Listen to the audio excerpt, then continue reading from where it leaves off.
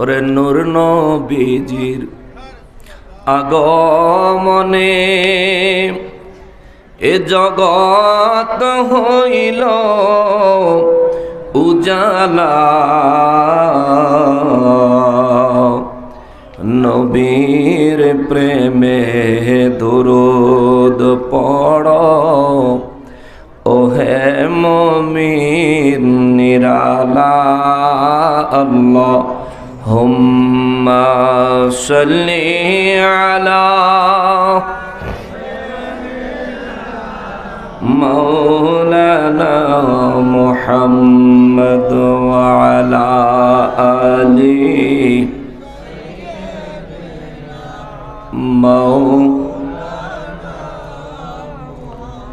আপনার নূরে পয়দা হলো তামাম সংসার। আপনার নূরে পয়দা হইল তামাম সংসার। কে আছে আর আপনার মতো, কে আছে আর আপনার মতো এই বিশ্ব মাঝার নবীজি। আল্লাহ আল্লাহ আল্লাহু লা ইলাহা, জোরে জোরে আল্লাহ আল্লাহ।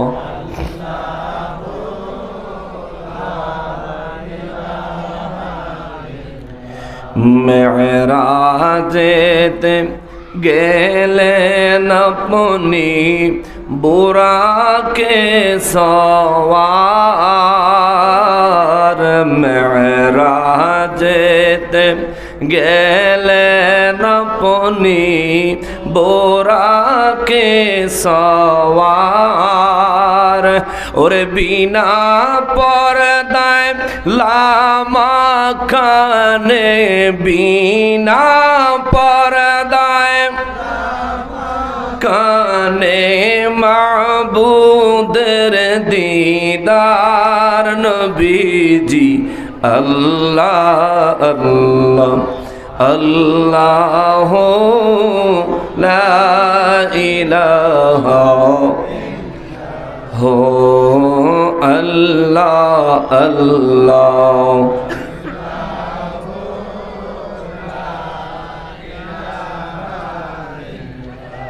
লা ইলাহা ইল্লাল্লাহু মুহাম্মাদুর রাসূলুল্লাহ সাল্লাল্লাহু আলাইহি ওয়াসাল্লাম। সকলে উচ্চ আওয়াজে জবান খুলে শুকরিয়া আদায় করি আলহামদুলিল্লাহ। আরো একবার শুকরিয়া আদায় করবে এই জন্যে যে পরওয়ারদিগারে আলম মেহরবানি করে আজ 27 জানুয়ারি 2025 সালের 13ই মাঘ 1431 বাংলা রোজ সোমবার দিবাগত রাতে আয়োজিত ঐতিহ্যবাহী ব্রাহ্মণবাড়িয়া জেলাধীন বিজয়নগর থানাধীন বিন্নিঘাট দক্ষিণপাড়া একতা ইসলামী যুব সংগঠনের উদ্যোগে পঞ্চম বার্ষিক সুন্নি মহাসম্মেলনে আমাদেরকে এই বিন্নিঘাট দক্ষিণপাড়া নূরে মদিনা জামে মসজিদ সংলগ্ন মাঠে অবস্থান করার, উপস্থিত হওয়ার যে তৌফিক মহান রব্বুল আলামিন এনায়েত করেছেন, তার জন্য জবান খুলে উচ্চ আওয়াজে আরো একবার পড়ি আলহামদুলিল্লাহ। লক্ষ কোটি দুরুদ ও সালাম সরকারে কায়নাত সৈয়দুল মুরসালিন খাতিমুন নবীন রহমাতুল লিল আলামিন নূরে মুজাসসাম নূরুন আলা নূর হায়াতুন নবী জিন্দা নবী নবীদের নবী উম্মতের কন্ডারি নবী শাফাআতের কন্ডারি নবী হাউজে কাউসারের মালিক নবী আমার নূর নবীজির নূরানি কদম মোবারকে মহান রব্বুল আলামিন যেন মেহরবানি করে কবুল করেন। জবান খুলে পড়ি আমিন। অধ্যকার আয়োজিত পঞ্চম বার্ষিক সুন্নি মহাসম্মেলনের সম্মানিত সভাপতি সাহেবগণ, আওলাদ রাসূল পীরজাদা পীরে কামেল সৈয়দ তওয়াবুর রহমান পাবেল সাহেব খান্দুরা দরবার শরীফ, আওলাদ রসুল, সুন্নিয়তের বীর সৈনিক পীরজাদা আলহাজ সৈয়দ জুবায়ের কামাল সাহেব, খান্দুরা হাবেলি, প্রেসিডিয়াম সদস্য আহলে সুন্নাত ওয়াল জামাআত বাংলাদেশ। আজকের মাহফিলের সবার রত্ন হিসেবে যিনি আমন্ত্রিত আলহাজ হযরত মাওলানা আব্দুল আজিজ মুর্শিদ কামাল পীর সাহেব, ঘরগাঁও পাক দরবার শরীফ। সহসভাপতি হিসেবে আজকের মাহফিলে আমন্ত্রিত জনাব মোহাম্মদ ইউনুস খান সাহেব, হাজী মোহাম্মদ ইসহাক মিয়া সাহেব, জনাব মোহাম্মদ তাজুল ইসলাম সাহেব। আমার পূর্বেই যিনি নুরানি ইরফানি তাকরীর পেশ করেছেন, আশিকে রসুল, মাশুকে ইলাহি, আন্তর্জাতিক খ্যাতি সম্পন্ন মুফাসসিরে কোরআন হযরতুল আল্লামা আলহাজ হযরত মাওলানা হাফিজ মুহাম্মদ ওয়ালিউল্লাহ আশিকি সাহেব মাদ্দাজিল্লাহুল আলী, বারাকাল্লাহু ফি হায়াতিহিম। উচ্চ আওয়াজে পড়ি আল্লাহুম্মা আমিন। আজকের মাহফিলে প্রধান বক্তা হিসেবে যিনি আমন্ত্রিত তশরিফ এনেছেন, আপনাদের অত্র মসজিদের সম্মানিত খতিবে মুকাররম, বিন্নিঘাট জামে মসজিদের সম্মানিত খতিবে মুকাররম, বর্তমান সময় ভারত বাংলার আলোড়ন সৃষ্টিকারী আলোচক, সুমধুর কণ্ঠের অধিকারী হযরত মাওলানা হাফিজ জাহিদুল ইসলাম ফারুকী সাহেব, আমার অত্যন্ত স্নেহের এবং মহব্বতের। আল্লাহ তাআলা তার ইলমে, আমলে, লিসানে, জবানে, জেহানে, হায়াতে, রিজিকে বরকত দান করেন, পড়ি আমিন। আজকের মাহফিলে যিনি বিশেষ বক্তা হিসেবে আমন্ত্রিত হযরত মাওলানা মুফতি মাশকুর রহমান জালালী সাহেব, খাদেম বিশ্ব জাকের মঞ্জিল, আট্রসি, ফরিদপুর।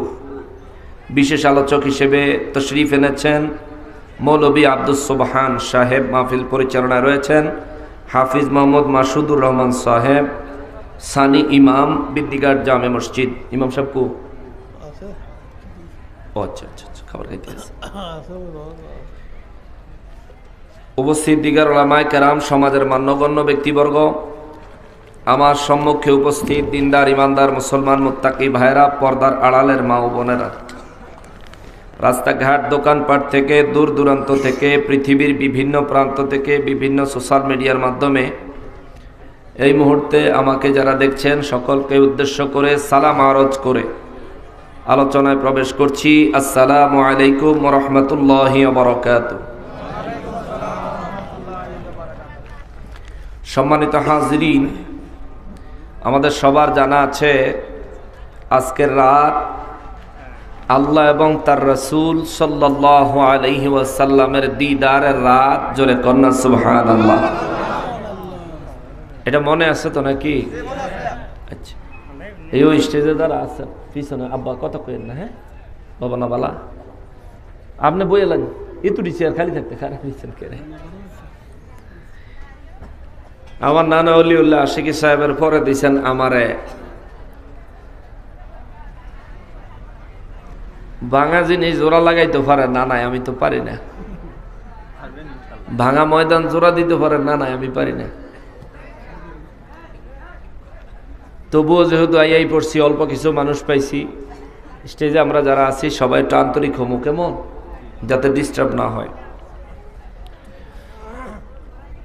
যদিও আজ আমার আলোচনার জন্য ভিন্ন নিয়ত ছিল, কিন্তু পরে চিন্তা করলাম আজকের রাত মেরাজের রাত, মেরাজের উপরে কি নানা আলোচনা করছে? নানার আলোচনার বিষয় টপিক কি ছিল? মেরাজ শরীফ সম্পর্কেই। আমি কি মেরাজ করতাম না অন্যদিকে যাই? না, নানা যেহেতু মেরাজ করে এলাইছে, তাই কি মেরাজ করতাম? আচ্ছা, তাইলে অন্যদিকে যাই, অসুবিধা নাই। তাইলে সূরা ওয়াকিয়া থেকে আলোচনা করি। তবে মেরাজের কথা যেহেতু তুলে ফেলেছি, দুটা কথা বলি।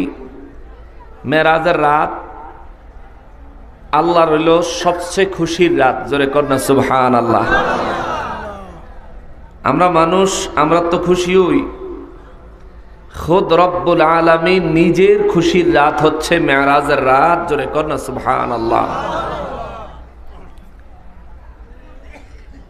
এই মেরাজের রাতে নবীজি আল্লাহর কাছে যা চাইছেন, আল্লাহ নবীকে তাই দিয়েছেন। সুবহানাল্লাহ। বরঞ্চ নবী চায় নাই, কিন্তু আল্লাহ দিছেন, এর পরিমাণ অনেক বেশি। জোরে কন্যা সুবহানাল্লাহ। এই কথাটা বললাম এই কারণে, এই রাত ইবাদতের রাত। আজ আমরা মাহফিল করেছি, মাহফিলে এসেছি, এটাও ইবাদত। আল্লাহ আমাদেরকে প্রিয় নবী রহমাতুল লিল আলামিনের সঙ্গে আল্লাহ পাক দিদার করার যেই ঘটনা ঘটিয়েছেন, ওই ঘটনা উপলক্ষে মেরাজের রাতের যেই ফজিলত রয়েছে, আল্লাহ আমাদেরকে পরিপূর্ণ ফজিলতের হকদার বানান। জোরে পড়েন আমিন। এই রাতে 12 রাকাত নামাজ আছে, 2 রাকাত করে 12 রাকাত নামাজ আছে। ফাজাইলুল আওকাত কিতাবে ইমাম বাইহাকি রহমাতুল্লাহ আলাইহি ধাপে ধাপে উল্লেখ করেছেন। এই রাতে 12 রাকাত নামাজ আছে, 2 রাকাত করে সবাই পড়বেন। মেরাজে যাওয়ার পথে নবীজি মদিনা মুনাওয়ারায় মাদিয়ান শহরে মুসা নবীজির মাজার শরীফে, ইব্রাহিম আলাইহিস সালামের মাজার শরীফে, ঈসা আলাইহিস সালামের মাজার, ঈসা আলাইহিস সালামের তো মাজার নাই, আচ্ছা, ইব্রাহিম আলাইহিস সালামের মাজার শরীফে এবং মসজিদে আকসায় নবী রহমাতুল লিল আলামিন 2 রাকাত করে নামাজ আদায় করেছিলেন। জোরে কন্যা সুবহানাল্লাহ। এগুলি ফজর, জোহর, আসর, মাগরিব, এশার নামাজ নয়, এগুলো মেরাজের নামাজ। ওই উপলক্ষে আমরা 12 রাকাত নামাজ পড়ব। আল্লাহ তাআলা আমাদেরকে তৌফিক দান করেন, পড়ি আমিন। এবং আজকে রাতে সাহরি করে আগামী দিন রোজা রাখবেন। আল্লাহ আমাদেরকে তৌফিক দান করেন, পড়ি আমিন। সম্মানিত হাজিরিন, যদিও সূরা নাজম থেকে তেলাওয়াত করেছিলাম, যেহেতু ওলিউল্লাহ আশিকি হুজুর মেরাজের উপর আলোচনা করছেন, আমি আর মেরাজের দিকে গেলাম না, আমি সূরা ওয়াকিয়ায় ঢুকে যাই। সূরা ওয়াকিয়া শুরু থেকে 67 নম্বর আয়াতে কারিমা পর্যন্ত আমি আলোচনা করছি। এগুলো ধারাবাহিকভাবে আলোচনা করা আছে, ইন্টারনেটে আছে, ভিডিওগুলো পাবেন। আজ আপনাদের খিদমতে 68 নম্বর আয়াতে কারিমা থেকে আলোচনা করব। আল্লাহ তাআলা যতটুকু তৌফিক দেন, মহান রব্বুল আলামিন যেন আমি গুনাহগারকে এমন তৌফিক দেন যা বয়ান করলে পরে আমাদের সকলের ঈমান এবং আমলের জন্য, দুনিয়া এবং আখিরাতের কামিয়াবি হাসিল করার জন্য যথেষ্ট হয়। জোরে পড়েন আমিন। সূরা ওয়াকিয়া কোরআনুল কারীমের 56 নম্বর সূরা। এই সূরা মক্কা মুআজ্জামায় নাজিল হয়েছে। এই সূরাতে কিয়ামত সম্পর্কিত বেশ কিছু ধারণা আল্লাহ তাআলা অত্যন্ত চমৎকারভাবে দিয়েছেন। হাশরের ময়দান সম্পর্কেও কিছু ধারণা আল্লাহ তাআলা দিয়েছেন। এই সূরার ফজিলত সম্পর্কে আমার নূর নবী রহমাতুল লিল আলামিন বলেন, পৃথিবীতে যে ব্যক্তি প্রতিদিন মাগরিবের নামাজের পরে সূরা ওয়াকিয়া তেলাওয়াত করবে, আমার রব্বুল আলামিন ওই ব্যক্তির আমল নামায় এমন ফজিলত দান করবেন, মরণের আগ পর্যন্ত এই ব্যক্তি কখনোই রিজিকের অভাবে ভুগবে না। জোরে কোন আল্লাহু আকবার। রিজিকের কোনো ভোগান্তি নাই এই লোকের। নবী বলেন তার জন্য আল্লাহ তাআলা খুদ গায়েব থেকে রিজিকের ব্যবস্থা করবেন। সুবহানাল্লাহ।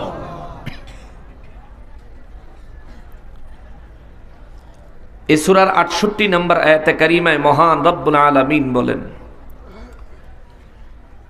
বিসমিল্লাহির রহমানির রহিম, আফারাআইতুমুল মাআল্লাযী তাশরাবুন। রব্বুল আলামিন কালামে হাকিমে সূরা ওয়াকিয়ার 68 নম্বর আয়াতে কারিমায় রব্বুল আলামিন বয়ান করেন, আফারাআইতুম, বিশ্ববাসীদেরকে উদ্দেশ্য করে আল্লাহ বলেন, আফারাআইতুম, এ দুনিয়ার মানুষ তোমরা কি একটু ভেবে দেখেছ? আল্লাহ বলেন, বিশ্ববাসীরা রে, তোমরা কি একটু চিন্তা করে দেখেছ? আফারাআইতুমুল মাআল্লাযী তাশরাবুন।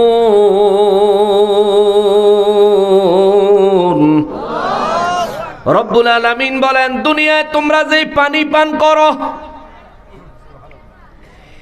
এই যে পানি আমি রব্বুল আলামিন তোমাদেরকে দিয়েছি, এই পানি যে তোমরা পান করো, এই পানি সম্পর্কে একটু ভাবছনি কখনো? রব্বুল আলামিন বলেন, কখনো ভেবেছ কিনা পানি সম্পর্কে? হয়তো ভাবতে পারেন, প্রশ্ন করতে পারেন, হুজুর রব্বুল ইজ্জাত এই সূরার মধ্যে হঠাৎ পানি সম্পর্কে ভাবতে বললেন, কারণটা কি? কারণ জানতে হলে এই সূরার আরো কয়েকখানা আয়াতে কারিমার পূর্বে যেতে হবে।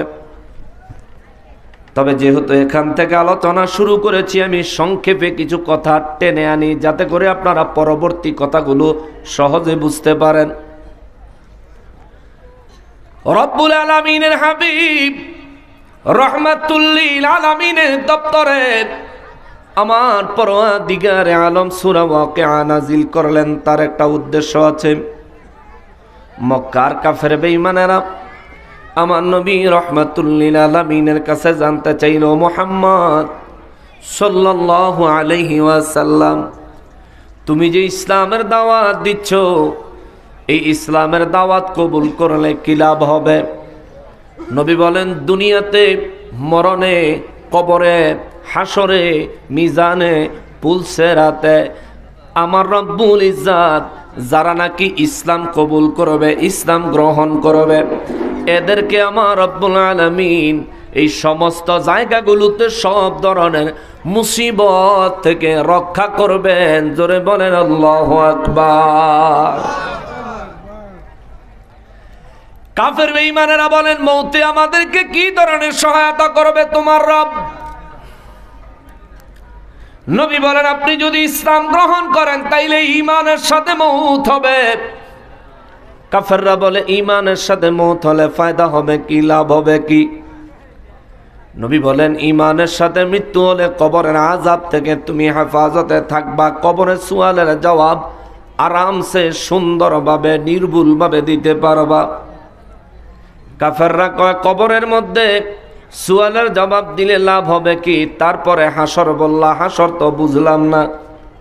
আমার নবী বলেন, কবরের জিন্দিগি শেষ হওয়ার পর একটা জিন্দিগি আরম্ভ হবে। ওই জিন্দিগিটার নাম হলো হাসর, ওই জিন্দিগিটার নাম হলো হাসর। কাফের বেঈমানেরা বলেন, ওই জিন্দিগি কবে আরম্ভ হবে? আমার নবী বলেন, কবরের জিন্দিগি শেষ হলে আমার রব্বুল ইজ্জাত কুল কায়নাত কিয়ামতের মাধ্যমে ধ্বংস করে দিবেন। ওই কিয়ামতের ধ্বংসের পরে প্রত্যেকটা মানুষ তার কবর থেকে বের হয়ে আসবে। বীজ জমিনে লাগাইলে বীজ থেকে গাছ যেভাবে বের হয়ে আসে, এইভাবে প্রত্যেকটা মানুষ তাদের নিজ নিজ কবর থেকে জিন্দা অবস্থায় বের হয়ে আসবে। জোরে বলেন আল্লাহু আকবার। কাফের বেঈমানেরা বলে, মুহাম্মদ সাল্লাল্লাহু আলাইহি ওয়াসাল্লাম, আরে মুহাম্মদ তোমার দিমাগ ঠিক আছে নি? নাউজুবিল্লাহ কর। কি বলো তুমি? যুক্তির সাথে তো তোমার কথা যায় না। নবী রাহমাতুল লিল আলামিন বললেন, কেন? আল্লাহ কোরআনে সূরা ওয়াকিয়ার পিছনে আয়াতে কারিমার মধ্যে ওই কাফেরদের কথাটা আল্লাহ তুলে ধরছেন। রব্বুল ইজ্জত বলেন, কাফের বেঈমানেরা বলে, আমরা মরে যাওয়ার পর, মারা যাওয়ার পরে আমাদেরকে তোমার রব আবার জিন্দা করবে, এটাও সত্য? নবী রাহমাতুল লিল আলামিন বলেন, হ্যাঁ সত্য। ওরা আবার বলে, আবাউনাল আউয়ালিন, আমাদের পূর্বপুরুষ হাজার হাজার বছর আগে যারা মরে গেছে তাদেরকেও কি তোমার রব, তোমার আল্লাহ জিন্দা করবে? আমার নবী রাহমাতুল লিল আলামিন বলেন, হ্যাঁ হ্যাঁ হ্যাঁ, তাদেরকেও জিন্দা করা হবে। মক্কার কাফের বেঈমানেরা বলে, মুহাম্মদ সাল্লাল্লাহু আলাইহি ওয়াসাল্লাম, হে মুহাম্মদ, তোমার রব আমাদেরকে পুনরায় জিন্দা করবেন কেমনে? আমাদেরকে দাফন করা হলে যদি 1000 বছর চলে যায়, আমাদের কবর খুঁড়লে তো কবরে আমাদের দেহ দূরে থাক, হাড্ডিও পাওয়া যাবে না। যদি বিশ্বাস না হয় মুহাম্মদ, তুমি আমাদের পূর্বপুরুষদের একটা কবর খোদাই করে দেখো। মক্কার আশেপাশে আমাদের বহু পূর্বপুরুষের কবর আছে, তাদের যে কোনো একটা কবর খোদাই করে খনন করে দেখো, কারো কবরে তাদের লাশ অবশিষ্ট নাই, হাড্ডি অবশিষ্ট নাই। কোনটা কার কবর চিনার কোনো উপায় নাই রে মুহাম্মদ সাল্লাল্লাহু আলাইহি ওয়াসাল্লাম। অতএব তোমার রব আমাদেরকে পুনরায় জিন্দা করবেন, এই বিষয়টা তো আমাদের বুঝে আসে না, আমরা মানতে পারতেছি না।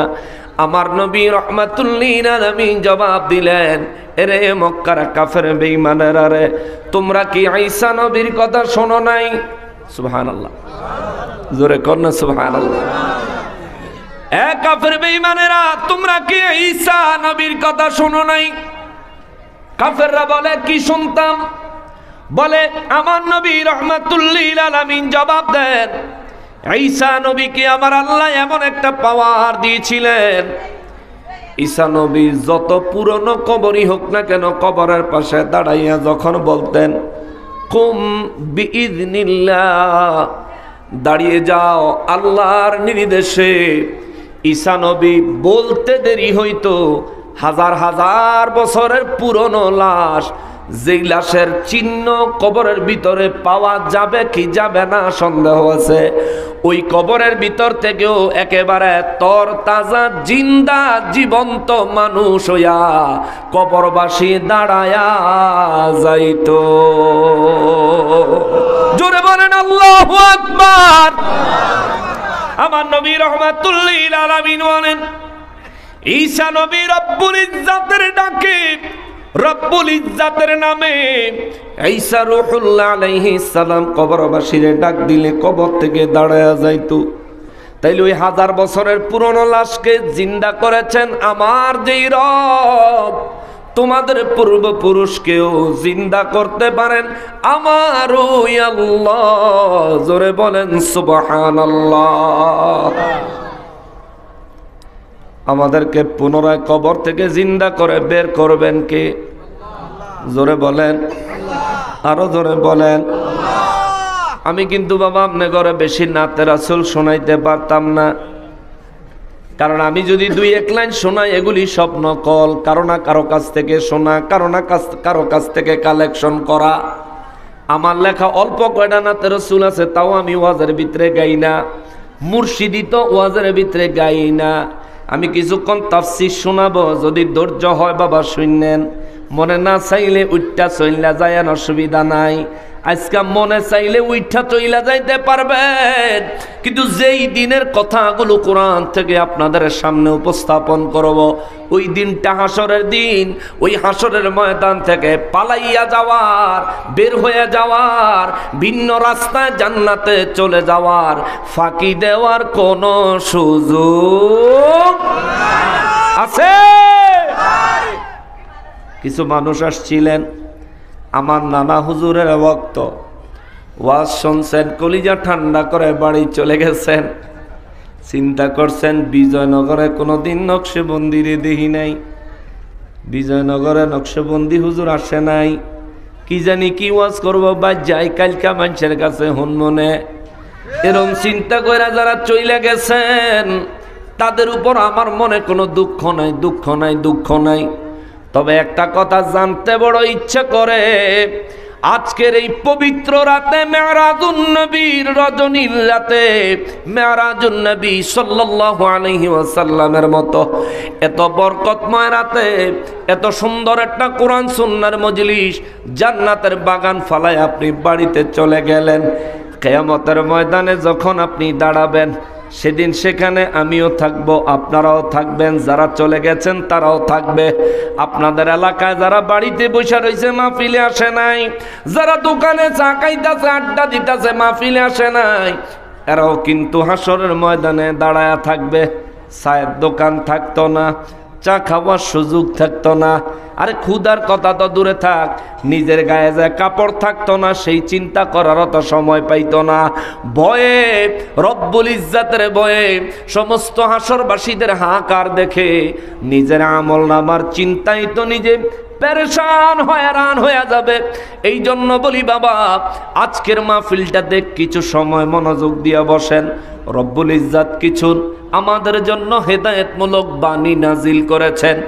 এই বাণীগুলো যদি আমরা আমাদের অন্তরে ধারণ করতে পারি, এই বাণীগুলো যদি আমরা আমাদের জীবনের চলার পথের পাথেও বানাইতে পারি, ইনশাআল্লাহুল আজিজ হাসরের ময়দানে আমার আল্লাহ নাজাত প্রাপ্তদের দলে আরশে আজিমের ডান পাশে আমাদেরকে জায়গা দিবেন। জোরে বলেন আল্লাহু আকবার। মক্কার কাফের বেঈমানেরা বললেন, ঈসা নবী মানুষ জিন্দা করত শুনছি। কারণ মক্কার কাফেরদের মধ্যে খ্রিস্টানও ছিল। এ মুহাম্মদ সাল্লাল্লাহু আলাইহি ওয়াসাল্লাম, ঈসা নবী মানুষ জিন্দা করতেন, এই কথা আমরা শুনছি। নবী বলেন, ঈসা নবী মানুষ জিন্দা করার কোনো ক্ষমতা রাখেন না। ঈসা নবীর ক্ষমতা যিনি দিয়েছেন তিনি হলেন আমার আল্লাহ। ওই রব্বুল ইজ্জাতের বাণী তোমাদেরকে শোনাচ্ছি, শোনো।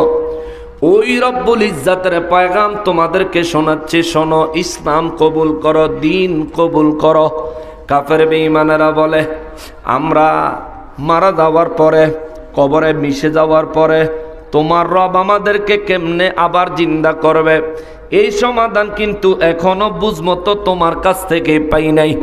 আমার নবী রাহমাতুল্লিল আলামিন বলেন, এরে মক্কার কাফেরেরা রে শোনো, রব্বুল আলামিন যেদিন তোমার বাবার বীর্য, তোমার বাবার নুতফা তোমার মায়ের গর্ভে প্রতিস্থাপন করেছেন,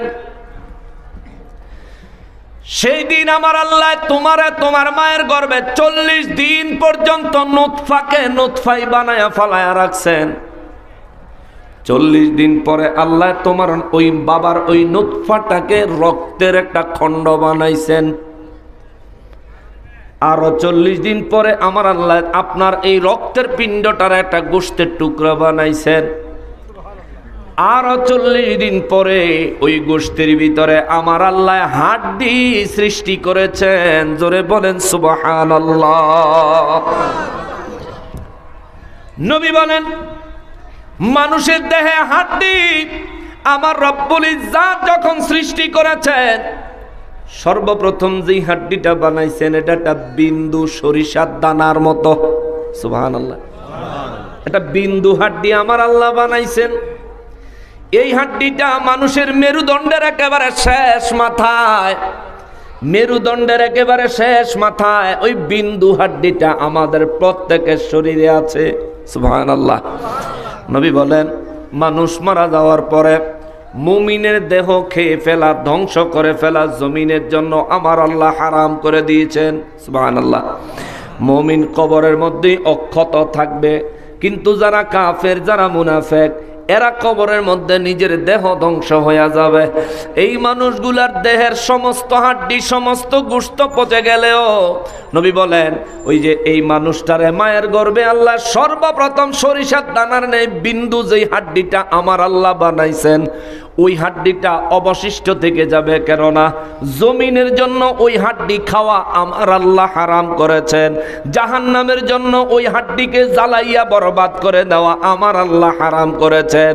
পোকামাকড়ের জন্য ওই হাড্ডি খেয়ে ফেলা আমার রব্বুল ইজ্জাত হারাম করেছেন। তার কারণ হলো, যেদিন ইসরাফিল ফেরেশতা বাঁশিতে ফুল লাগায়া দিবে, সমস্ত মানুষকে আল্লাহ যখন কবর থেকে পুনরায় হাসরের ময়দানে তুলবেন, ওই সরিষার দানার ন্যায় হাড্ডি থেকে আবার পূর্ণাঙ্গ মানুষ বানায়া হাসরের ময়দানে উঠাবেন। জোরে বলেন আল্লাহু আকবার। কাফের বেঈমানেরা বলে, বিষয়টা বুঝে আইল না। রব্বুল আলামিন কয়, নবী গো, বেঈমানের দল বুঝে না, তাইলে আমার পক্ষ থেকে তাদেরকে কিছু প্রশ্ন করেন। এই আয়াতে আমার আল্লাহ বলেন, অনেকগুলো প্রশ্ন করছেন। এর আগে আল্লাহ দুইটা সাবজেক্টে প্রশ্ন করেছেন। রব্বুল ইজ্জাত প্রথম প্রশ্ন করেছেন, তোমাদের শরীরের যেই বীর্য থেকে আমি আল্লাহ সন্তান তোমাদেরকে দান করি, বলো এটা কি তোমরা বানাইছো নি? আল্লাহু আকবার। দুনিয়ার সব ডাক্তারের মাথা এক জায়গায় করলেও এক সরিষার দানার ন্যায় নুতফা বীর্য তৈরি করা কি সম্ভব? রব্বুল ইজ্জাত বলেন, এটা কি তোমরা বানাইছিলানি নাকি আমি আল্লাহ বানাইছি? কে বানাইছে? কে বানাইছে? রব্বুল ইজ্জাত বানাইছেন। দ্বিতীয় নম্বরে আল্লাহ বলেন, জমিনের নিচে তোমরা যে বীজ রোপণ করো, ফসলের জন্য যে বীজ লাগাও, এই বীজ তোমরা তো লাগায়া দাও, এই বীজ থেকে গাছ বের করে কে? জোরে কন।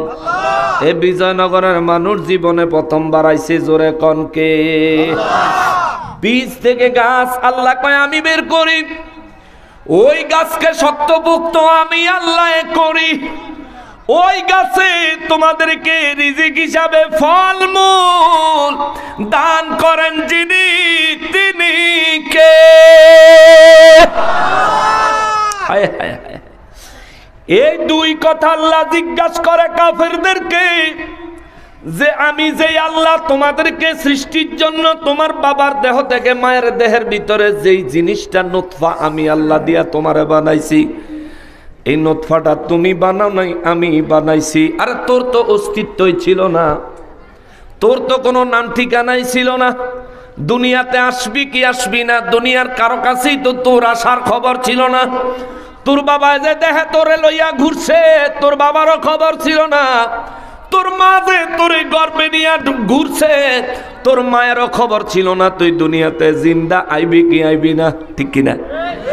রব্বুল আলামিন বলেন, এই পাওয়ার কার? এই ক্ষমতা কার? জোরে বলেন কার? এত ক্ষমতাবান যিনি মেরাজের রাতে খোদ দেখা করার জন্য আমার নবীকে নিয়ে গেছেন, তিনি ওই অসীম ক্ষমতার মালিকের নাম কি? জোরে বলেন কি? কিন্তু দুঃখের ব্যাপার হলো নবীর মেরাজকে অস্বীকার করতেছে। নাউজুবিল্লাহ বলেন।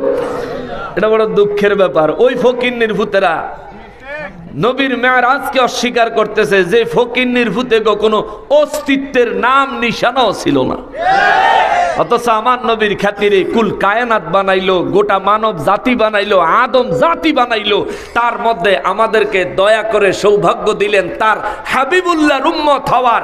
আর তার হাবিবুল্লাহর উম্মতের পরিচয় দিয়া যারা তার এবং আল্লাহর এবং তার হাবিবের দিদারকে বিভিন্ন কৌশলে অস্বীকার করার জাল পাততেছে, এই ব্যক্তিরা মুসলমান রূপী ইহুদিদের দালাল। চিন্না রাখেন, অহনো যদি না চিনেন, ওই মুর্শিদপুর গরু চুরি করে লয়ে গেছে না, আপনার ডিও নিব, ঠিক কিনা বলেন?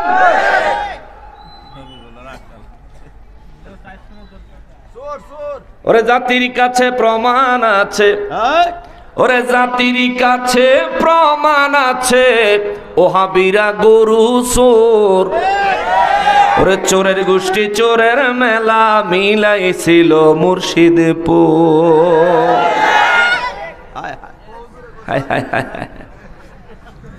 হ্যাঁ, মুর্শিদপুর চুরির মেলা মিলাইছে। ওমা, এটা বলে গনিমত হেগো লাগিয়া।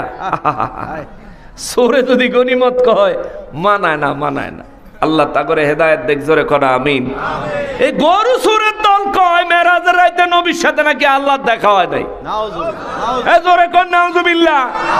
আরে তোর হইলি গরু চোরের দল, বলৎকারীর দল, মসজিদের ভিতরে বাসর করণের দল, বাচ্চাদেরকে বলৎকার করার দল, তোদের ফতুয়ার কোনো দাম?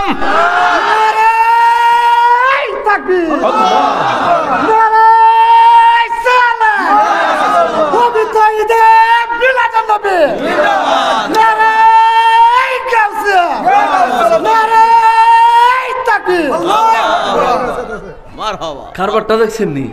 মারহাবা কোন? জোরে কোন মারহাবা। চিন্তা করেন, ফতুয়া দেয় নবীর লোকে আল্লাহ দেখা হয় নাই। বেটা তুমি ঘুমাইলে তোমার লঙ্গি ঠিক থাকে না, ঠিক কিনা বলেন? তুমি মেরাজের খবর লও, লেখাপড়া করো গামিয়া, চেহারাটা বেউয়ে গেছে, ওই কইলে লাভ হইতো না। বেদফের দল। ওই আমির হামজা হিন্দি সিনেমা দেখতে দেখতে অনুবাদের মাহফিল গেলে হেতার আর কথা ইয়ে না, তো হাতে কয় আমি অসুস্থ, আমি যে কি কইতাছি আমার কিছু মাথায় ধরতেছে না। রাত ধরে সিনেমা দেখলে ওয়াজু গিয়া কিটা কইবা, কসুর মাথা পড়ালেখা করবে না, বেয়াদব, ঠিক কিনা বলেন? হিন্দি সিনেমা দেখতে করলা, করলা না কেরালা, কেরালা সিনেমা দেখতে, হ্যাঁ রাশ্মিকা মান্দানা সিনেমা দেখতে। ওরে মৌলভী সাহেব, বাংলাদেশের নায়িকা ব্যক্তির নাম হাতে কইছে। এই সমস্ত মোল্লা মৌলবীরা নবীর মেরাজের মাস আসলে, মুহররম মাস আসলে, মিলাদুন নবীর মাস আসলে, ওই তো সামনে আরেকটা রয়েছে শবে বরাতের মাস আসলে ফকিন্নের ফুতে করে গুড়া কিরমিয়ে কামড়ায়। কিরমির ওষুধ খা, কিরমির ওষুধ খা, নাইলে নিম পাতার রস সিপ্পা সকালবেলা খা, কামে দিব। বেকুব কোনানের কি আজীব ব্যাপার। আল্লাহ রব্বুল ইজ্জত বলেন, আরে আমার সাথে আমার হাবিবের সূরা নাজমের মধ্যে বলেন 2 বার দেখা হইছে। সুবহানাল্লাহ। আল্লাহ কয় আমার হাবিবের সাথে আমার 2 বার দেখা হইছে। নবী কয় রাআইতু রাব্বি আযজা ওয়া জাল্লা ফি আহসানি সূরাতিন, আমি আমার রবকে আমার এই চোখ দিয়া অত্যন্ত উত্তম সূরতে দেখেছি। আর তে কয় না নবী আল্লাহরে দেখে নাই। তুই দেখে নাই কইলে কি লাভ হইব বেটা বেয়াদব। গরু সুরের ফতোয়া আমরা মানি না।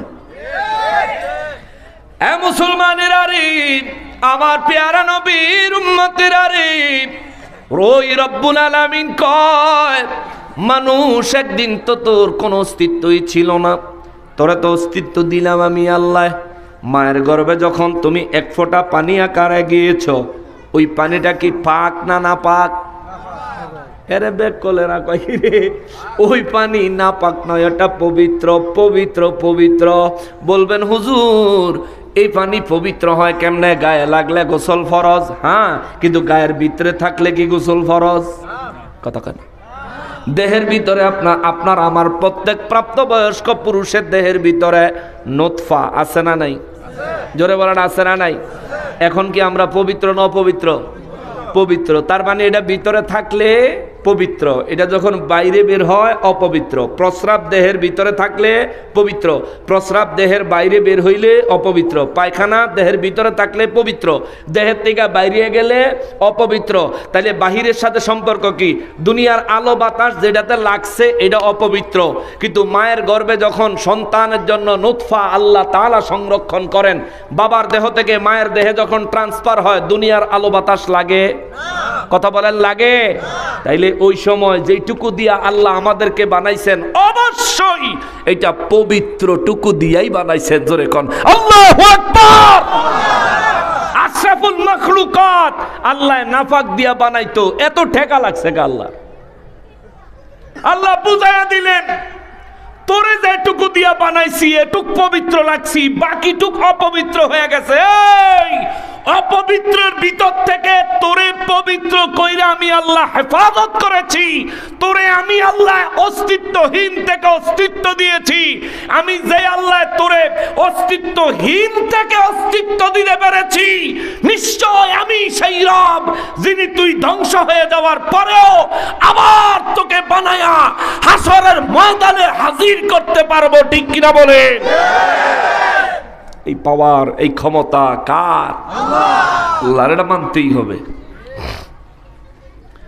কিন্তু আমার নূর নবী রাহমাতুল লিল আলামিনের দপ্তরে মক্কার কাফের বেঈমানেরা মানতে না চাইলে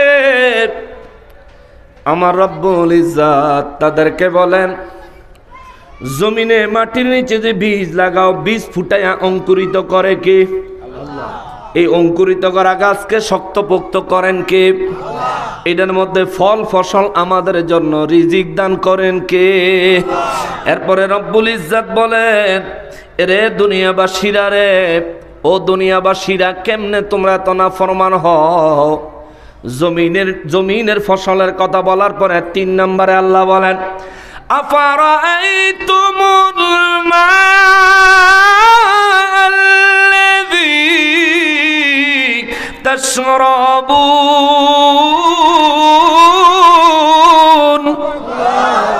রব্বুল আলামিন বলেন তোমরা কি চিন্তা কইরা দেখছনি এই যে পানি তোমরা পান করো, তাশরাবুন তোমরা যে পান করো এই পানি, রব্বুল আলামিন কয় পানি সম্পর্কে চিন্তা করছনি? বিশ্ববাসীরে আমার রব্বুল ইজ্জাত বলেন এই পানি সম্পর্কে তোমরা চিন্তা করছনি? এই পানি কোন পানি? রব্বুল আলামিন বলেন আনতুম আনজালতুমুহু মিনাল মুজনি, ওই যে আসমান থেকে বৃষ্টির মাধ্যমে আমি আল্লাহ যে পানি ঝরাই। আল্লাহু আকবার। আল্লাহ কয় আসমান থেকে বৃষ্টির মাধ্যমে যে পানিটা আমি আল্লাহ ঝরাই এই পানিটা সম্পর্কে চিন্তা করছনি? এই পানিটা কি তোমরা ঝরাওনি? মক্কার কাফের বেঈমানদেরকে আমার আল্লাহ বলেন ওই আয়াত আমি বিজয়নগরের মুসলমানের বিবেককে জাগ্রত করার জন্য বিজয়নগরের মুসলমান বিন্নিঘাটের মুসলমানদেরকে বলছি আসমান থেকে বৃষ্টি ঝরায় কে? জোরে বলেন, আরো জোরে বলেন। আল্লাহ কয় আনতুম আনজালতুমুহু মিনাল মুজনি আম নাহনুল মুনজিলুন। আল্লাহ কয় আসমান থেকে বৃষ্টি কি তোমরা ঝরাও না আমি ঝরাই? কে ঝরায়? জোরে বলেন কে ঝরায়? আরো জোরে বলেন কে ঝরায়? রব্বুল ইজ্জাত কয় লাউ নাশাউ জাআলনাহু উজাজা ফালাউলা তাশকুরুন। আল্লাহু আকবার। আল্লাহ কয় লাউ নাশাউ, যদি আমি আল্লাহ ইচ্ছা করতাম, যদি আমি আল্লাহ ইচ্ছা করতাম জাআলনাহু উজাজা, বৃষ্টির পানি দ্বারা লবণাক্ত বানায়া বর্ষণ করতে পারতাম। সুবহানাল্লাহ। জোরে কর, সবাই বলেন না। শুকর আদায়কারী আপনারা নাই। আল্লাহ পরে দিয়ে গেছে ফালাউলা তাশকুরুন, তবু কেন তোমরা শুকর আদায় করো না? তবু কেন তোমরা আমি রব্বুল ইজ্জাতের প্রতি কৃতজ্ঞ হও না? এই যে আপনারা জবান খোলেন না আল্লাহর কোরআন শুনে, এটা অকৃতজ্ঞতা, এটা করবেন না। আজকে একটু আল্লাহ শুকর আদায়কারী বান্দা হয়ে যাই। আল্লাহ কয় লাউ নাশাউ, যদি আমি আল্লাহ ইচ্ছা করতাম জাআলনাহু উজাজা, ওই আসমান থেকে বৃষ্টি বর্ষণ করার আগে বৃষ্টির পানিগুলো লবণাক্ত করে দিতে পারতাম, কিন্তু আমি তোদেরকে তা করি না। তোদের পান করার যোগ্য, ব্যবহার করার যোগ্য, ফসলের জন্য উপকারী, তোদের বাড়ি ঘরের পরিবার পরিজনের আত্মীয় স্বজনের প্রত্যেকটা মখলুকাতের জন্য উপকারী বানাই, নেয়ামত পূর্ণ বানায়া, একেবারে নেয়ামতে পরিপূর্ণ করে আমি রব্বুল ইজ্জাত আসমান থেকে তোদের জন্য বৃষ্টি বর্ষণ করি। ফালাউলা তাশকুরুন, তবুও কেন বান্দা তোরা আমি আল্লাহর শুকর আদায় করো না? জোরে কর আল্লাহু আকবার।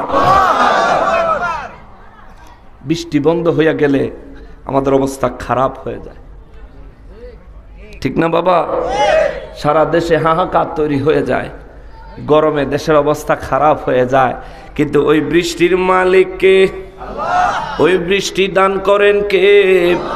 ওই রব্বুল আলামিন। নিয়মিত প্রতিনিয়ত যখন দরকার আল্লাহ তাআলা নিজের কুদরত থেকে আমাদের জন্য বৃষ্টির ব্যবস্থা করতেছেন। প্রতিনিয়ত আমার আল্লাহ গাছে ফুল ফল দিয়ে আমাদের রিজিকের ব্যবস্থা করতেছেন। ওই রিজিক আমরা সকালেও খাই, দুপুরেও খাই, রাতেও খাই, অনেক সময় রাতে সজাগ থাকলে 2 বারও খাই, 3 বারও খাই, কিন্তু আল্লাহর রিজিক খায়া আল্লাহর জমিনে বসবাস করে নামাজ পড়ি না। হায় রে মুসলমান, এই বিন্নিঘাট যে মসজিদ, আজকে ফজরের নামাজও কয় কাতার মুসল্লি হয়েছে? ইমাম সাহেব কো? ফজরের নামাজের সময় মুসল্লি কয় কাতার হয়েছে? 1 কাতার হয় নাই বেলে। শুক্রবারে আল্লাহ ছেলে জুমার দিন জায়গা দেন যায়, শুক্রবারে জায়গা দেন যায় না, মানে শুক্রবারের মুসল্লি যারা এরা মনে হয় আফগানিস্তানের না ইয়ে নামাজ পড়তো নাকি? হ্যাঁ, এই এলাকার না। শুক্রবারের মুসল্লি যারা, এরা কি এই এলাকার না? আমার বাজানের সুন্দর একটা কথা কইছে, হেদিন তো কাম টাম নাই। মাশাআল্লাহ। আচ্ছা, আল্লাহ কি আমরা দুনিয়ার কাম কইরা আল্লাহ নামাজ গ্যাপ দেওয়ার লিগে পাঠাইছে? না না না। রব্বুল আলামিন কালামে হাকিমের মধ্যে ঘোষণা করেন, ওয়ামা খালাকাতুল জিন্না ওয়াল ইনসা ইল্লা লিয়াবুদুন।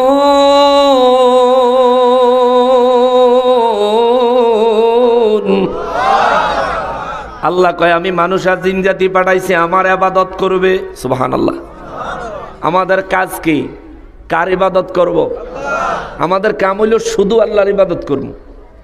এখন কইবেন হুজুর জমি ফসল পরিবার পরিজন চাকরি বাকরি এগুলি সব কিছুই এমন তরিকায় করব যাতে করে এই কাজগুলিও আল্লাহর ইবাদত হয়ে যায়। জোরে কন্যা সুবহানাল্লাহ। সব আল্লাহর ইবাদত, সব আল্লাহর ইবাদত হবে যদি আপনি খালি মেইনটেইন করতে পারেন। ঘুমাইবেন আল্লাহুম্মা বিসমিকা আমুতু ওয়া আহইয়া বলে ঘুমিয়ে গেলেন, ঘুম থেকে উঠে আলহামদুলিল্লাহিল্লাযী তারপরে কি আহইয়ানা বা'দামা আমাতানা ওয়া ইলাইহিন নুশুর। তো আল্লাহ রব্বুল ইজ্জাতের দরবারে ঘুমানোর সময় পড়লেন, আবার ঘুম থেকে জায়গা পড়লেন।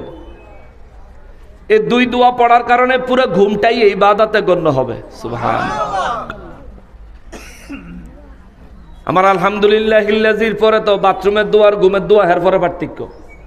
আমার এইটা মুসাব্বা লাগিয়ে গেছিল গা, বাজানটা ধন্যবাদ মনে করাই দিস। আচ্ছা, আবার আপনি ঘর থেকে কাজে বেরোচ্ছেন, বিসমিল্লাহি তাওয়াক্কালতু আলাল্লাহ লা হাওলা ওয়ালা কুওয়াতা ইল্লা বিল্লাহ বলে বাম পা আগে দিয়া বিসমিল্লাহ বলে বেরিয়ে গেলেন। নিয়ত করলেন অন্তরে কাজ ততক্ষণ করব আজান হবে যতক্ষণ, আজান হওয়া মাত্র কাজ বন্ধ, আগে নামাজে যাব। এই নিয়ত করে নিয়ত মোতাবেক আজান হইলে কাজ বন্ধ করে যদি নামাজে যাইতে পারেন, তাইলে এই পুরো সময়টাতে যা হালাল কাজ করছেন এই সমস্ত হালাল কাজগুলি আল্লাহর ইবাদত হিসেবে আপনার আমলনামায় গণ্য হবে। সুবহানাল্লাহ। এলিগ আল্লাহ কইছে ওয়ামা খালাকাতুল জিন্না ওয়াল ইনসা ইল্লা লিয়াবুদুন। আমি দুনিয়াত পাঠাইছি তোমাদেরকে আমার ইবাদত করার জন্য। এরে বান্দা, তোর ইবাদত আমার কোনো কাজে লাগে না, তোদের ইবাদত দিয়ে আমার কোনো উপকার হয় না। তোরা যে ইবাদত করস এই ইবাদত তোদের জন্যই আবার আমি আল্লাহ ইবাদতের বদৌলতে জান্নাত দিব। জোরে কন্যা সুবহানাল্লাহ। তোর ইবাদত তোরই কাজে লাগবে, আমি আল্লাহর কোনো কাম নাই।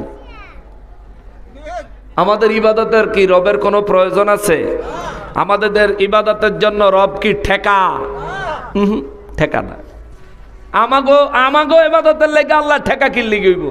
এই সামান্য একটা পৃথিবীর মানুষ যদি আল্লাহর ইবাদত না করে আল্লাহর কিচ্ছু আসে যায় না।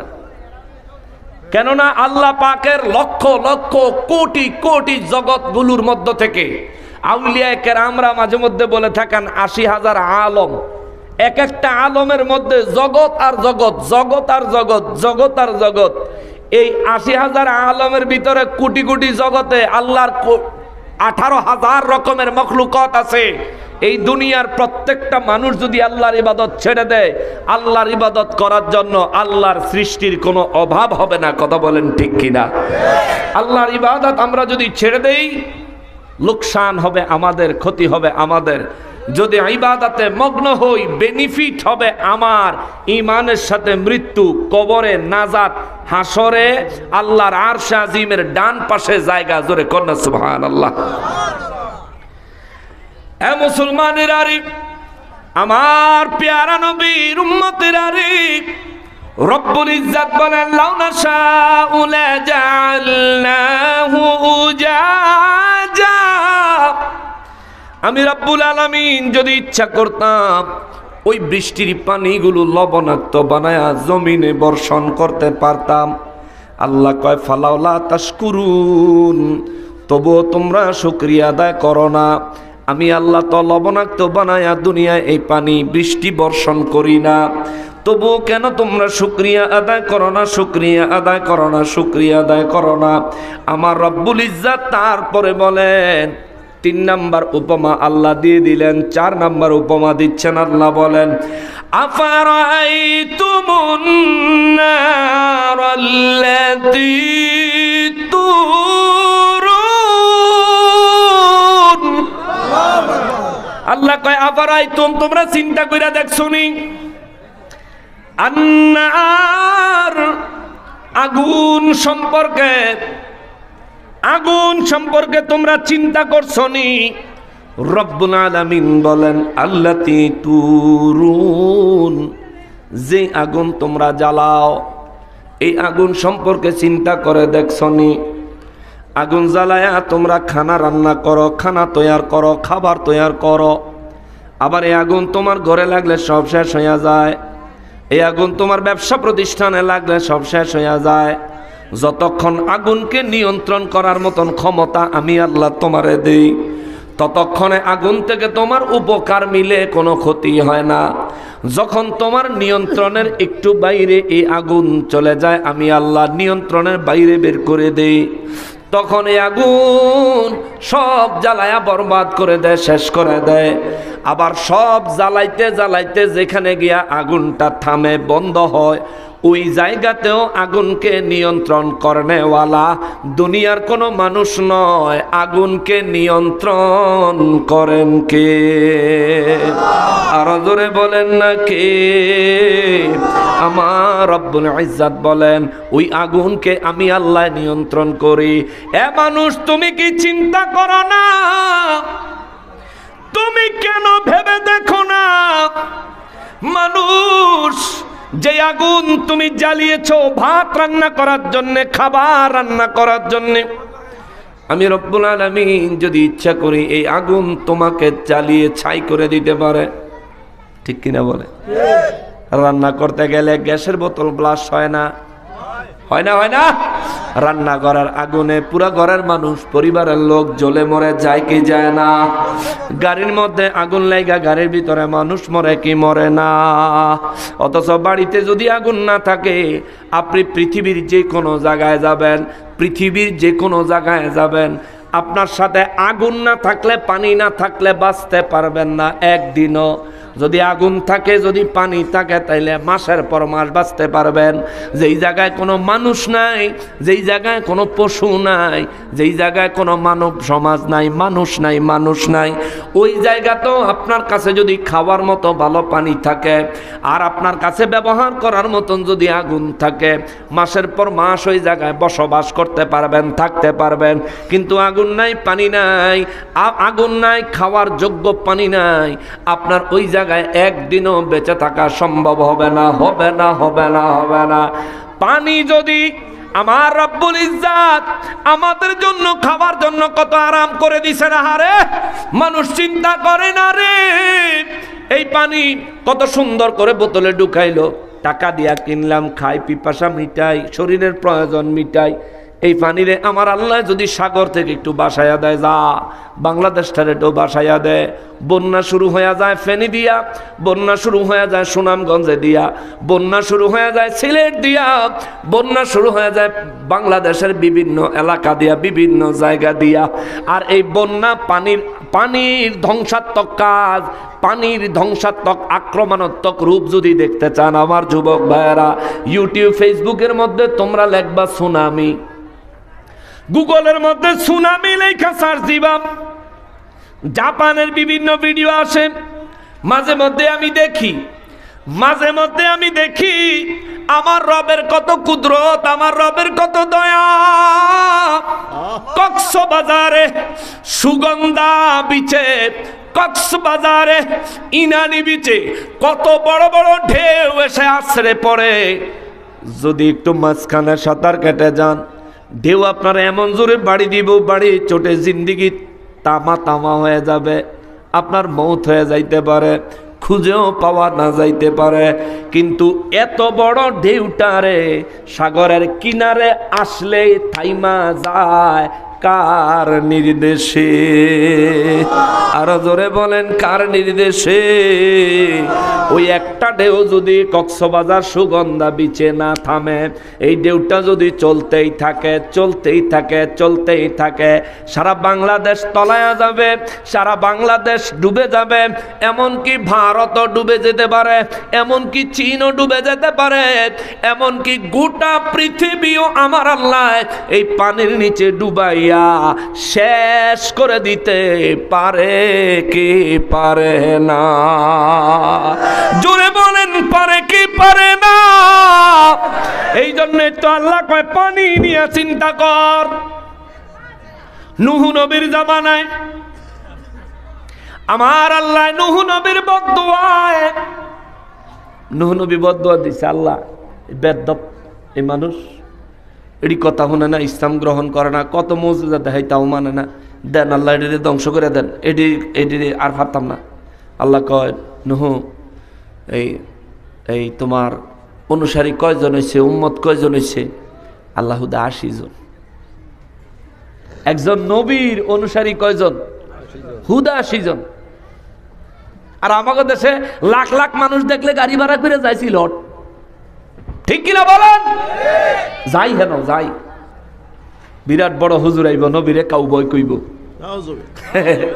বিরাট বড় হুজুর আইব, আম্মাজান খাদিজাতুল কুবরা রাদিয়াল্লাহু তাআলা আনহা নিয়া খুব সুন্দর কটূক্তি করব, যাই হেন যাই, হে হুজুর দেখতাম। আরে ভাই, এ ভাই, এই মুসলমান, কোন জাতের মুসলমান তুমি?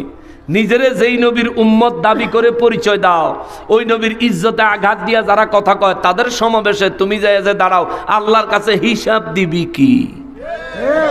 আমার কাছে জবাব দেওয়ান লাগতো না, কিন্তু আল্লাহর কাছে জবাব দেওয়ান লাগবে। দেরি হয়ে যাইতেছে না? হ্যাঁ, অনেকক্ষণ হয়ে গেছে। তবরুক বেলা আছে, ও বিরিয়ানি বেলা আছে। আশেপাশে যারা আছেন, আসিতেছে আজকের মাহফিলের প্রধান আকর্ষণ, মুনাজাতের পরপর তাবারুক। রাস্তাঘাটে যারা আছেন তাড়াতাড়ি আইয়েন, আমরা ওয়াজ শেষ পর্যায়ে, পরে কিন্তু জায়গা পাবেন না। মুসলমানের আরিফ, আমার পেয়ারা নবীর উম্মতের আরিফ, নূহ নবীর জামানায় আমার আল্লাহ পানি দিয়া তামাম পৃথিবী ডুবাইয়া দিছে। আল্লাহু আকবার। ওই রব এখনো আছে না নাই? ওই রব্বুল আলামিন এখনো আছে না নাই? নূহ নবী বদদুয়া দিছে, আল্লাহ আল্লাহর তামাম সাজানো পৃথিবী ধ্বংস করে দিছে। নবীরা যদি কারো পর সন্তুষ্ট হয়, সব কিছু ধ্বংস কইরাও দিতে পারেন কে? আরে নূহ নবীর সাথে বেয়াদবি করার কারণে তামাম পৃথিবী পানিতে ডুবাইয়া দিছেন যে আল্লাহ, আমার নবী হলেন ওই আল্লাহর হাবিব। আমার নবীর ইজ্জতে সম্মানে আঘাত দিয়া আমার নবীর কষ্ট যারা হাসিল করে, এই কষ্ট হাসিল করনেওয়ালাকে যেই জাতি সমর্থন করে, মনে রাখবেন মুসা নবীর জামানার মানুষদের মতো এই জাতিরও আমার আল্লাহ যদি পুরাপুরি নারাজ হয়ে যায়, একটা গজব দিব, একেবারে শেষ কইরা ফালাইব। কথা কোন ঠিক কিনা? অতএব আল্লাহকে ভয় করেন, আল্লাহকে ভয় করেন। আরে আমার নবীকে মেরাজে নিছেন কে? আমার নবীর সাথে দেখা করছেন কে? আমার নবীকে মেরাজে নেওয়ার জন্য দাওয়াত পাঠাইছেন কে? আমার নবীকে মেরাজে নেওয়ার জন্য সওয়ারি পাঠাইছেন কে? আল্লাহ দাওয়াত দিল, আল্লাহ সওয়ারি পাঠাইলো, আল্লাহ নবীর সাথে দেখা করলেন, আল্লাহ নবীর আরশে আজিমে নিলেন। যে সমস্ত আলেমরা মানতে পারেন না, তোমার মতো ফকিন্নির ফুত মুসলমান পরিচয় দেওয়ার দরকার নাই। ঠিক কিনা বলেন? তোমার মতন ফকিন্নির ফুত মুসলমান পরিচয় দেওয়ার দরকার নাই। তুমি মুসলমান পরিচয় দাও দান্দা করণের লিগে, ঠিক কিনা বলেন? ইহুদিরা সেনা নবীর নিয়ে সন্দেহ করে, খ্রিস্টান আমার নবীর মর্যাদা নিয়ে সন্দেহ করবে। তুমি কোন জাতের মুসলমান নবীর মর্যাদা নিয়ে তুমি সন্দেহ করো? মিয়া তিন পাতার মৌলবি। ইমাম আহমদ ইবনে হাম্বল রাহমাতুল্লাহ আলাইহি চূড়ান্ত ফতোয়া দিয়েছেন, আমার নবীর সাথে আমার আল্লাহর সরাসরি দেখা হয়েছে। সুবহানাল্লাহ, জোরে কোন সুবহানাল্লাহ। আদার দেহার মৌলবি কইরা মিছা কথা। ফাজিলের দল। তাহাজ্জুদ গুজারির মর্ম তুই কি বুঝবি? গরু চোর, বিরিয়ানির ডেক চোর, মহিষ চোর, ওরে পাংখা পাতিল ছাগল চোরে, ক্ষমতা চায় অকাতরে, পাংখা পাতিল ছাগল চোরে, ক্ষমতা চায় অকাতরে, জাতি তোদের চিনে গেছে, ওরে জাতি তোদের চিনে গেছে, পরের ধনে নজর তোর। সান্দাবাজি দান্দাবাজি আসেনি সমাজ, চলতেছে নি? চলতেছে, খুব ভালো মতন চলতেছে। আমরা খবর পাই, আমরা এই দেশেই বসবাস করি, আমরা খবর পাই। তোমরা কারা? তোমরা কারা? কোন সরকারের আমলেই এই চাঁদাবাজেরা ভালো ছিল না। যেই সরকারি আইয়ে কোনো না কোনো ভাবে কৌশল করে এলাকার মধ্যে চাঁদাবাজি করে বেড়ায়, এই চাঁদাবাজগুলোরে সাইজ করে দিতে পারেন না? পারেন, কিন্তু আপনারা তো ব্রাহ্মণবাড়িয়ার মানুষ, আপনারা তো এই ব্যাপারে মাশাআল্লাহ ভালো অভিজ্ঞতা আছে, ঠিক আছে না? আমরা আমরা আপনাকে ভালো অভিজ্ঞতা আছে, আপনাকে ধন্যবাদ। অন্যায়ের প্রশ্রয় দিতে নাই, ঠিক কিনা বলেন? একজন অন্যায় করবো, 10 জনে মিললে ওটা ঠিক করলাম। যেমন কুকুর হেমন মুগুর মারতে হইব। মহান রব্বুল আলামিনের কুদরত, ওই রব্বুল আলামিন নূহ নবীর জামানায় নূহ নবী একটা বদদুয়া দিল, মালিক আর পারি না রে আল্লাহ, আর পারি না। এরা আমার হত্যা করার ষড়যন্ত্র করে, এরা আমার কথার সঙ্গে বেয়াদবিমূলক জবাব দেয়। ও রব্বুল আলামিন এদেরকে ধ্বংস করে দাও। আল্লাহ কয়, নূহ রে তোমার উম্মত কয়জন? কয় আল্লাহ 80 জন। আল্লাহ কয় এদেরকে নিয়ে নৌকায় উঠো। নূহ নবী কয় আল্লাহ নৌকা কি? আল্লাহ কয় নৌকা চিনো না, চিনার কথাও না, যাও। আল্লাহ রব্বুল ইজ্জাত একটা গাছ দেখায় দিলেন, নূহ রে ওই গাছটাকে কাটো, কেটে ওই গাছটা দিয়ে নৌকা বানাও। নূহ নবী ওই গাছ কাটবো কি? গাছের কাছে যায় গাছ দেখা নূহ নবী কয় আল্লাহু আকবার কাবীরা, এত বড় গাছ কাটবো কে? এত বড় গাছ তক্তা বানাইবো কে? এত বড় গাছ দিয়া নৌকা বানাইবো কে? নূহ নবী যায় কয় আল্লাহ, ও আল্লাহ এই কাম কে করব? আল্লাহ কয় এই কাম করণের লাগাই তো একটা লোক তুমি নূহরে আমি আল্লাহ দিছি। আল্লাহ ওই লোকটার নাম কি? আল্লাহ কয় ওই লোকটার নাম হইল উদ।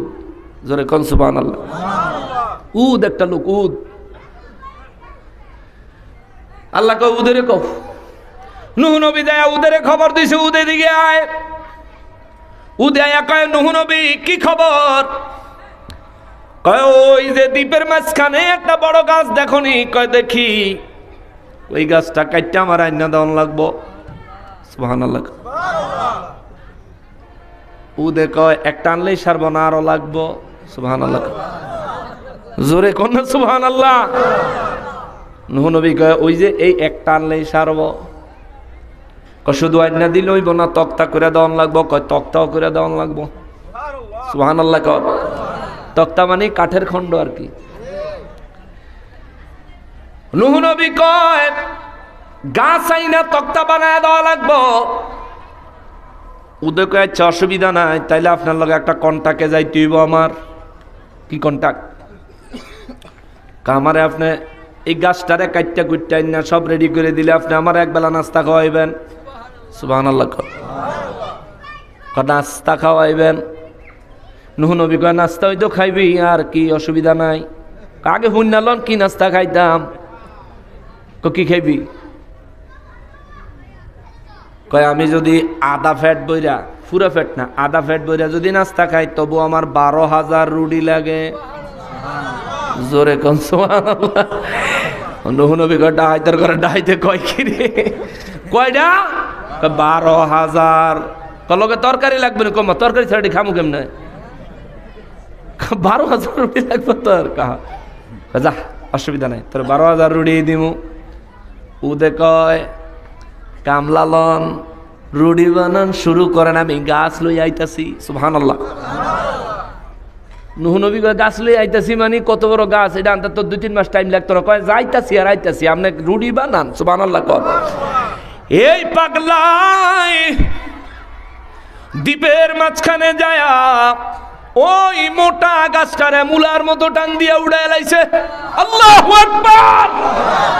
মুলার মতন টান দিয়া উড়াইয়া গাছটারে কান্দ লইয়া, এই জামানাত তো আর বিরিয়া ছিল না, থাকলে টানতে টানতে আইলুইলি। ঠিক কিনা বলেন? আমাদের সব বাজারের তলে মুরব্বীরা দেখবেন বোঝাটা ব্যাগটা, বাজারের ব্যাগটা যখন বড় হয়ে যায়, অনেকের ব্যাগ এমনি কান্দের উপরে হালাইয়া এক হাত দিয়ে এমনি দইরা আরেক হাতে বিড়ি টানতে টানতে আইতাছে। ঠিক কিনা বলেন? এই মুরব্বীর এত যে সময় এই ব্যাগ থাকে না, এই মুরব্বী আবার লঙ্গিটা এক কিনার দা আলগাইয়া এর দূর পর্যন্ত আলগায় যায়, আর একটু আলগাইলেই বিপদ। ঠিক কিনা বলেন? গাড়ি দিয়ে মাঝে মধ্যে গাড়ির থেকে দেখা যায় যে এরম ভাবে আলগাইছে, আর একটু আলগাইলে একদম পুরো বিপদ, পুরা বিপদ, একেবারে ভবিষ্যৎ অন্ধকার। আবার কিছু মুরব্বী আছে অত্যন্ত ভালো অভ্যাস আছে এদের, বাথরুমে গিয়া বিড়ি না খাইলে তার আসে না। আসেনি এরম? বাথরুমের সময় আপনি আগুনের সময় খাওয়ান লাগবো কি লিগা? এ মিয়া, গরু তো আগুনের সময় খায় না। দেখবেন গরুর যখন গোবর আসে, গরুর তখন খাওয়ানোটা বন্ধ করে দেয়, গোবরটা সাইরা পরে খায়। ঠিক কিনা বলেন? আর আপনি মানুষ গিয়া টানতেছেন টানতেছেন, উপরে দিয়ে ইম্পোর্ট, নিচে দিয়ে এক্সপোর্ট চলতে, ইম্পোর্ট এক্সপোর্ট চলতে আছে। আচ্ছা, বাথরুমের ভিতরে গুয়ের গন্ধের ভিতরে আপনার কেমনে এটা টানতে মনে করল? বিড়ি যে টানলেন, এটা যে গুয়ের গন্ধ আবার আপনার মুখে হাঁটাইলো না। এমনি আপনি বাথরুমে যেন রুমাল টুমাল দিয়ে নাক মুখ যাইতে ধরে না রাখবেন। এগুলি বদ অভ্যাস চেঞ্জ করেন, পরিবর্তন করেন। বিড়ি খাওয়ান লাগবো কে লিগে? এটা কিতা আছে এর ভিতরে? হ্যাঁ, ওটা না খাই আপনি একটা সিদ্ধ ডিম কিনা খান। সারাদিনে যেই কটা বিড়ি খান, এই কটা বিড়ির টেয়া দিয়া সকালে বিয়ালে মনে হয় 1 কুড়ি ডিম খাওয়ান যাইব। ঠিক কিনা বলেন? এখন সবচাইতে কম দামি সিগারেটের দাম কত? কে আছে? সবচেয়ে কম দামি সিগারেটের দাম বেলে 5 টিয়া, 8 টাকা। 5 টিয়া দামেরও আছে। আচ্ছা, 5 টাকাটা একবারে মানে ঠাস কালারটা নাকি শেষ কালারটা? আচ্ছা, কোন রকম বেশিরভাগ চলে কোনটা? 8 টিয়ারটা, 8 টাকারটা। তো 8 টাকা দিয়া এই আপনি একটা বিড়ি টানলেন, কতক্ষণ টাই না হুয়াইয়া শেষ। অথচ এই 3টা বিড়ির টেহা দিয়া যদি একটা সিদ্ধ ডিম কিনতেন, অথবা 2টা বিড়ির টেহা দিয়া যদি একটা কাঁচা ডিম কিনতেন, ওই যে আগুনটা বিড়ির জ্বালাইছেন এইটুকু আগুন যদি কিছু কাগজ টাগজ একখানো করে একটা পাতিলের মধ্যে দিয়ে যদি আগুন জ্বালিয়ে সিদ্ধ করে লাইতেন, এটা যে খাইতেন আপনার যে কি উপকার হইতো? ঠিক কিনা বলেন? মিয়া, মুখেও লাগতো, ফেটেও লাগতো, গায়েও লাগতো, ফেটও বর্ত, শরীরেও শক্তি হইতো। বিজ্ঞান বলে কেউ যদি একটা ডিম খায়, পুরো আস্ত একটা মুরগি খাওয়ার সমান এনার্জি আল্লাহ তারে দিয়ে দেয়। সুবহানাল্লাহ। একটা ডিমই। আবার যে দুধ খায়, এই দুধ খাইলে, যে ব্যক্তি প্রতিনিয়ত দুধ খায়, এই দুধের মধ্যে পুরো গরুর পুষ্টি আছে। জোরে কন্যা সুবহানাল্লাহ। আমরা যখন গরুর গোশত খাই, হাড্ডি খাইতে পারি না, কিন্তু দুধের ভিতরে হাড্ডি আছে।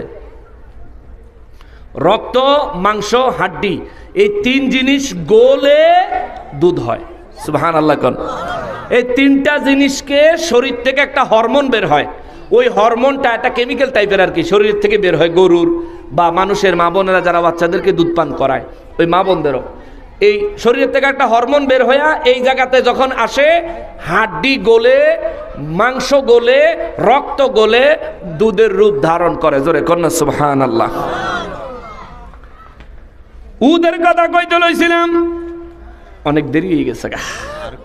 আচ্ছা, উদে মুলার মতন টান দিয়া গাছটারে কান্দের উপরে লইয়া আড়া দিছে, আইয়া পড়তেছে। ভাই, নূহ নবীর উম্মতেরা সমুদ্রের কিনারের থেকে দেখে দ্বীপের তেনে ফাগলায় গাছ হেঁটে লইয়া সমুদ্রের ভিতরে আইতে আইয়া পড়তেছে। সুবহানাল্লাহ।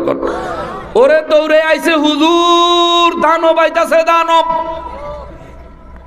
কারণ বেড়ানোদার মানুষ তো দেখা যায় না, খালি গাছটাই দেখা যায়, তারে আর দেখা যায় না, কিন্তু গাছ ফাতালি হইয়া আটতাছে। সুবহানাল্লাহ। নূহ নবী কয় আরে দানব না, উদে আইতাছে। এই তোরা রুটি বানা, রুটি বানানি চলতেছে। উদে আইছে, গাছটারে আইয়া নূহ নবীর বাড়ির সামনে যে ধাপ্পার করে হালাইছে, মানে পুরো এলাকাটা জমিনটা সুইদা কাটতে উঠছে। সুবহানাল্লাহ। হ্যাঁ, তো এটারে বাউ জোগাড় কইরা এর ভিতরে কাইটা কুইটা একলাই। হায় হায় হায়, আল্লাহ তারে কি শক্তি দিছিল। আমরা শক্তির বাহাদুরি করি, হ্যাঁ, দুইজনে দুই মুহূর্তে ধরলে আমরা আর কুলাই না, কিন্তু তারপরও আমরা অনেক শক্তি, অনেক বাহাদুরি আমরা করি। হে বেড়া ছিল শক্তিশালী, বানাইছে কে?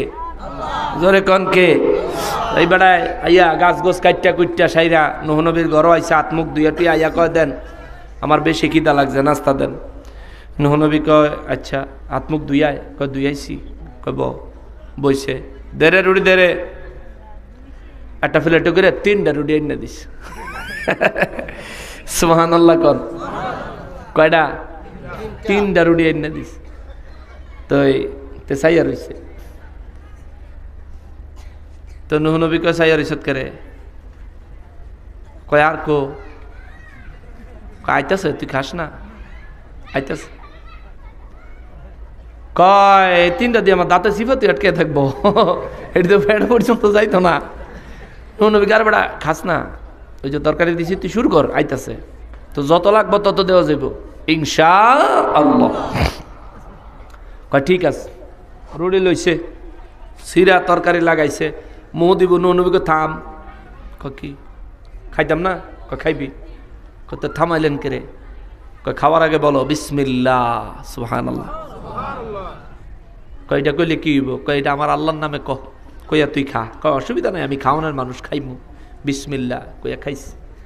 এক রুটি শেষ, আর এক রুটি লইছে, এই মাঝখানে সিরা এই আধা খান খাইছি। 1.5 রুটি খাইয়া আরো আধা খান আত লইয়া খালি গবাত গবাত পানি খাইতেছে। নূহ নবী কয় খা, তাড়াতাড়ি খা। এই ভিতরে কে আছো তোরা? রুটি লইয়া। কয় রাখেন আসতে। উদে কয় আসতে। আসতে কি লিগা?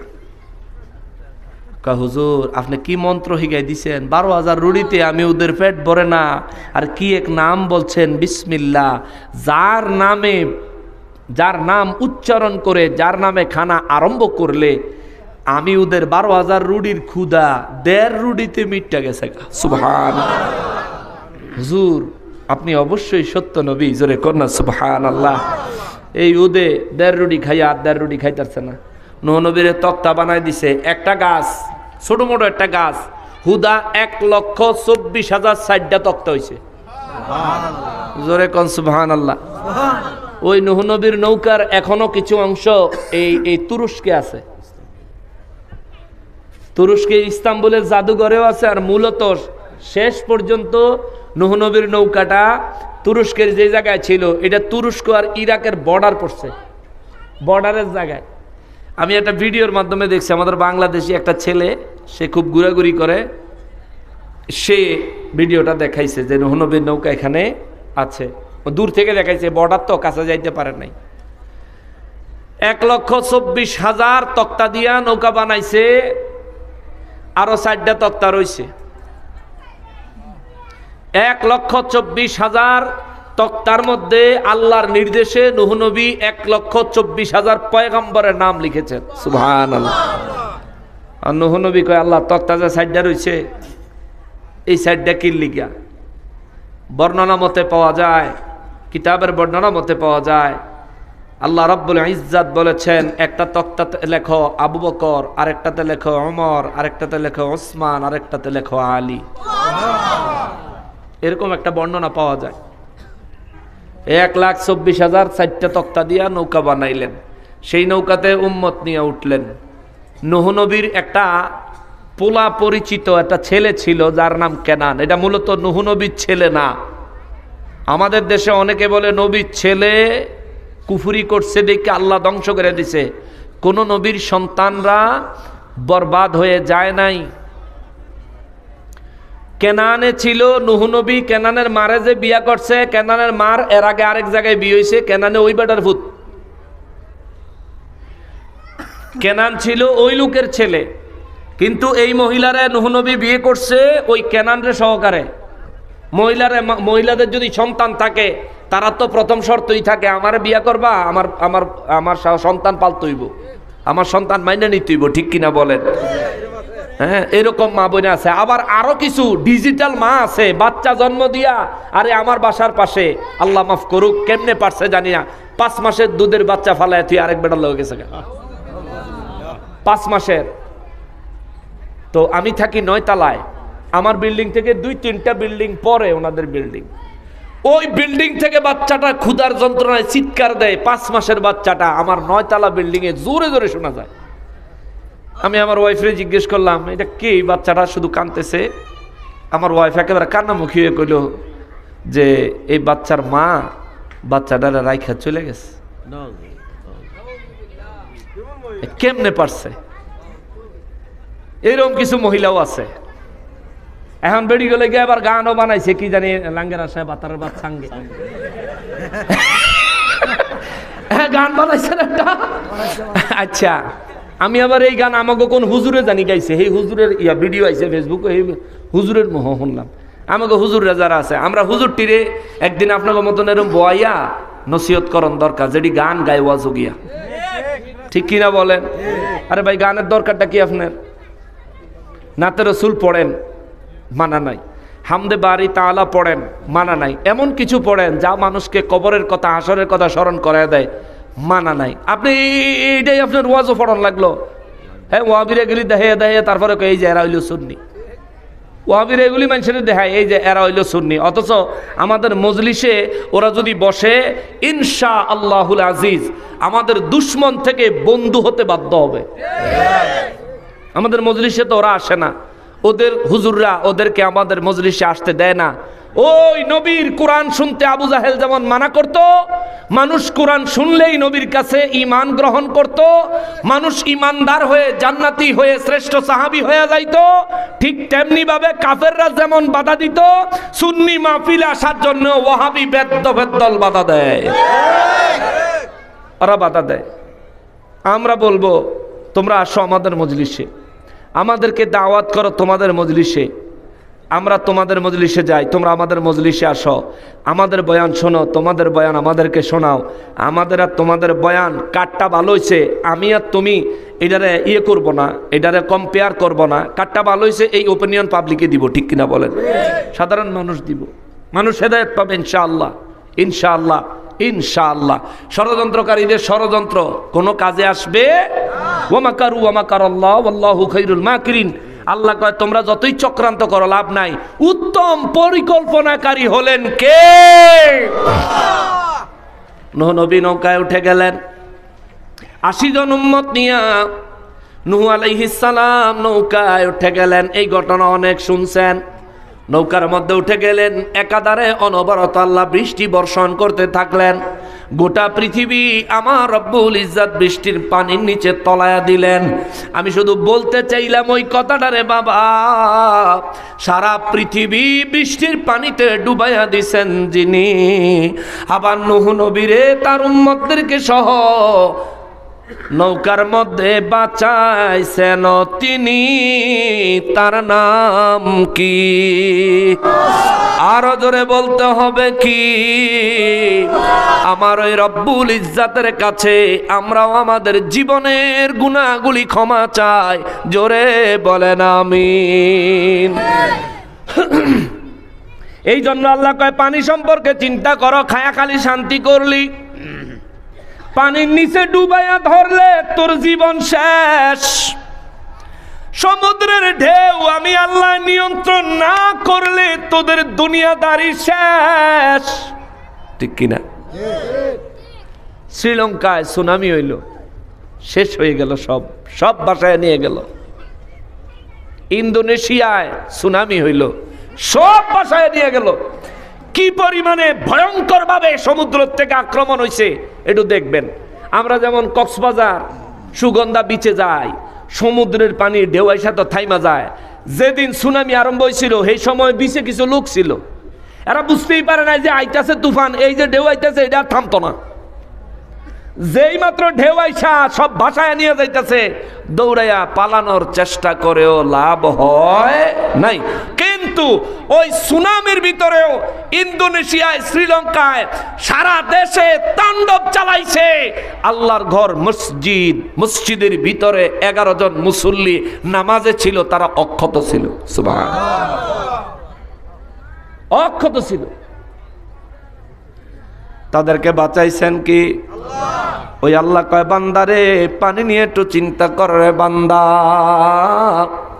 যেই পানি ছাড়া তোমার জীবন বাঁচে না রে বান্দা, এই পানি আমি আল্লাহ আসমান থেকে বর্ষণ করে বৃষ্টি বানাইয়া, আমি যদি আসমান থেকে বৃষ্টির মতো ফোঁটা ফোঁটা না ফালাইয়া এই পানিটা সমুদ্রের পানির মতো পুরো পানি যদি একসাথে জমিনে ফালাইতাম, এই দুনিয়া একদিনের বৃষ্টিতে ধ্বংস হইয়া বরবাদ হইয়া যাইতো।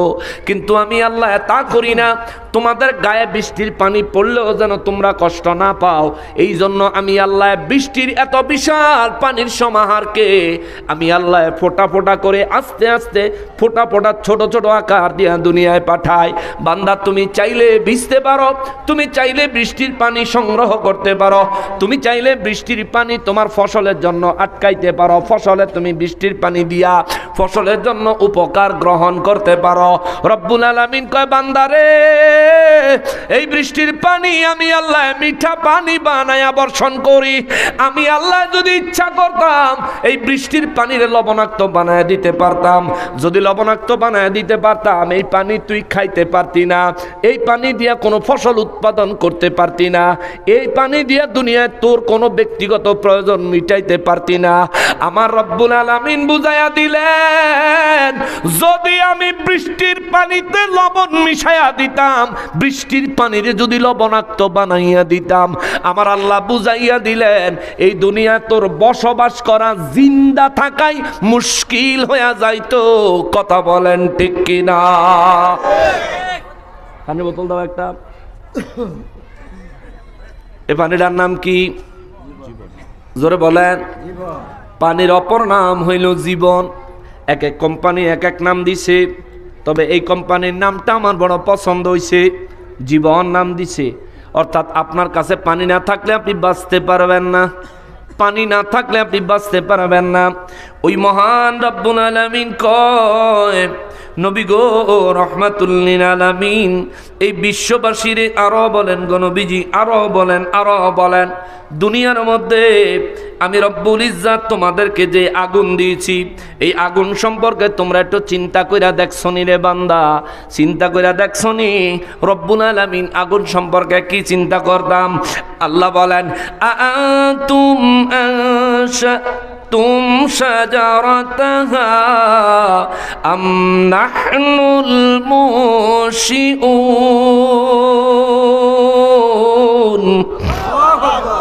আল্লাহ রাব্বুল আলামিন কয়, ওই যে জমিন থেকে বীজ থেকে অঙ্কুরিত করে গাছ বানাইলাম, এই গাছের থেকে যেই লাকড়ি হয়, আগুন জ্বালানোর যেই উপাদান হয়, রব্বুল ইজ্জাত বলেন এটা কি তোমরা বানাইছনি? আল্লাহু আকবার। আল্লাহ জিজ্ঞেস করে, এটা কি তোমরাই উৎপাদন করছো? এই লাকড়ির গাছটা কি তোমরাই বানাইছ? দুনিয়ায় এমন বহু গাছ আমার আল্লাহ দিয়েছেন যেই গাছগুলো ফল দেয় না কিন্তু লাকড়ি দেয়। দুনিয়ায় এমন বহু গাছ আমার আল্লাহ বানাইছেন যেই গাছগুলো ফল দেয় না কিন্তু দামি দামি কাঠ দেয়। যেমন সেগুন গাছের ফল হয়নি, সেগুন গাছের ফল হয় কিন্তু দাম কত? অনেক দাম। আর বার্মাটিক সেগুন যদি হয় তাহলে 1 কেজি, আজকের থেকে 4 বছর আগে কিনছি, 1 কেজি কাঠ 12,000 টাকা। যারা কাঠের ব্যবসা করে এবারে জিজ্ঞেস জানবেন। সেগুন গাছে আমাদের খাওয়ার মতো কোনো ফল উৎপাদন হয় না। সেগুন গাছের কাঠ আমাদের জন্য বড় প্রয়োজনীয় কাজে ব্যবহৃত হয়। ওই গাছের পাতা এবং চিকন চাকন ডাল যেগুলো কাঠ বানানো যায় না, ওগুলো আমরা লাকড়ির কাজে ব্যবহার করি। আল্লাহ কয়, আনতুম আনশাতুম শাজারাতাহা, ওই গাছ, যেই গাছ দ্বারা তোমরা লাকড়ি সংগ্রহ করো আগুন জ্বালানোর জন্য, ওই গাছটা কি তোমরা বানাইছো না আমনাহনুল মুনশিউন, নাকি আমি আল্লাহ বানাইছি? জবান খুলে বিজয়নগরের মানুষ জবাব দেন কে? জোরে বলেন কে বানাইছেন? রব্বুল ইজ্জাত বলেন আমি আল্লাহ বানাইছি। নাহনু জাআলনাহা তাযকিরাতাও ওয়া মাতাআল লিল মুকওয়িন।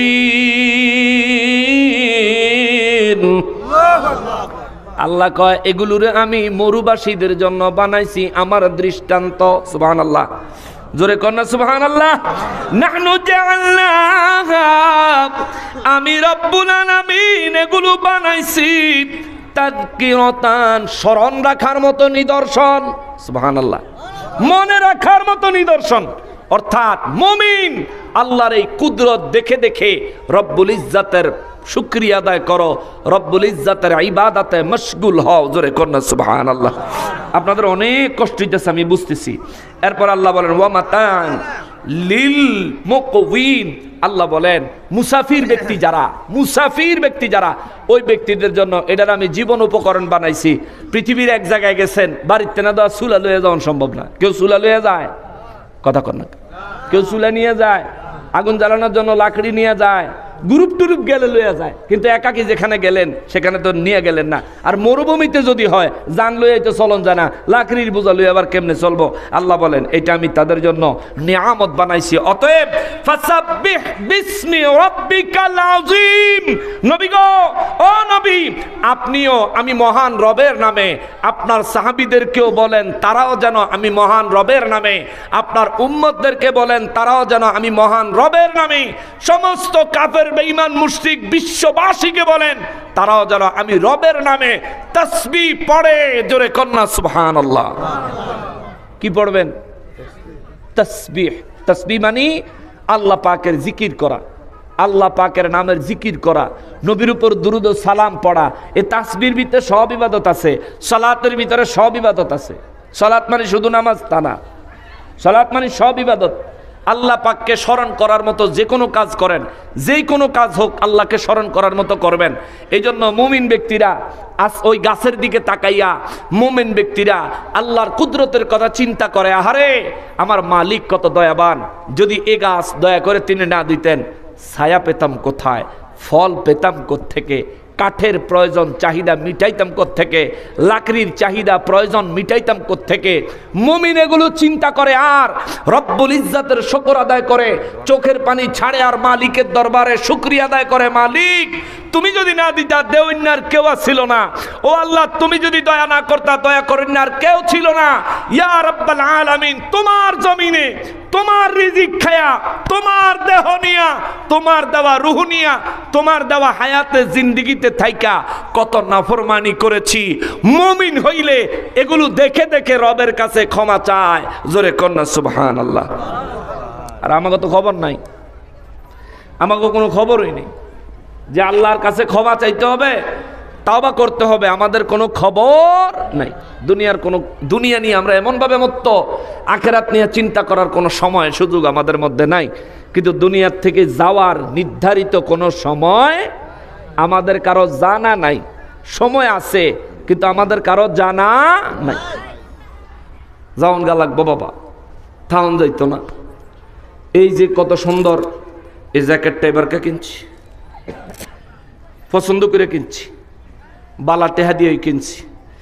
এই পাঞ্জাবিটাও গতবার বানাইছি, এই পাঞ্জাবিটা পছন্দের, এই জ্যাকেটটা পছন্দের। এইটা পরে যদি আজকে মরে যায় আমার পছন্দের জামাটি আমার সাথে দিত, দিব গাইতে খুললে ফইরে দিয়ে লাইব, কিন্তু আমারও দিত। কত শীত, কালকে একটু শীত বেশি পড়ছে, আজকে মনে হয় ঠান্ডা একটু বেশি লাগতেছে।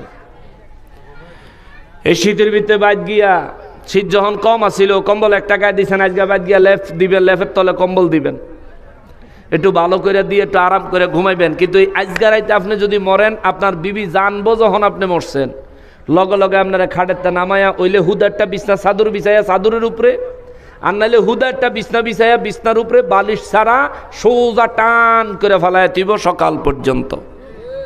ঠিক কিনা বলেন? গায়ের উপরে লেপ কম্বল তো সব কিচ্ছু নাই, গায়ের উপরে পাতলা একটা বিছনার চাদর দিয়ে দিব, ঢাইকা দিব। বিবি যদি কন বলে বিবি এই যদি কারো কেউ মারা গেলে তার স্ত্রীকে যদি বলেন আপনি ওনার মাতার কাছে সারা রাত বয়ে থাকেন, আমরা একটু গিয়ে ঘুমাই টুমাই গা কালকে দাফন টাফন করবো না, রাজি হইতো? তবে আপনারা থাকলে আমি এখনো আসি, কাছে থাকতাম না, আমি ঘরের ভিতরে আসছি। ও বাবা, আপনার সন্তান তারাও একই কথা বলবে। আপনি মারা যাওয়ার পরে কবর দেওয়ার সময় ইমাম সাহেব কবরের পারে দাঁড়ায় যদি বলে এই ব্যক্তির ছেলে কে আছো, ছেলেরা কইব হুজুর আমি আছি। ইমাম সাহেব যদি বলে কদ্দুর পরে তোমার বাপের কবরে, তিনটা প্রশ্ন হইব, জবাব দেওয়ান লাগবো। তুমি এক কাম করো, কবরের ভিতরে কতক্ষণ থাহ, তোমার বাপের প্রশ্নের জবাবটা যতক্ষণ চলবো এতক্ষণ থাইকো। তোমার বাপে যদি না পারে কদ্দুর হেল্প করে দিও, কদ্দুর সাহায্য করে দিও, কবরের ভিতরে তোমার বাপের লগে একটু সময় থাইকো। এই কথা ইমাম সাহেবকারে সমাজের সব মানুষে কইলেও আপনার ছেলে আপনার সঙ্গে কবরে সুয়াল জবাব পর্যন্ত থাকতে রাজি হবে? হইতো না, হইতো না বাবা। ওরে বিবি সন্তান বন্ধু বান্ধব আছে যাহারা, জন্মের মতো বিদায় করে দিব তাহারা। সেই দিন বুঝবি নবী ছাড়া আপন কেহ নাই।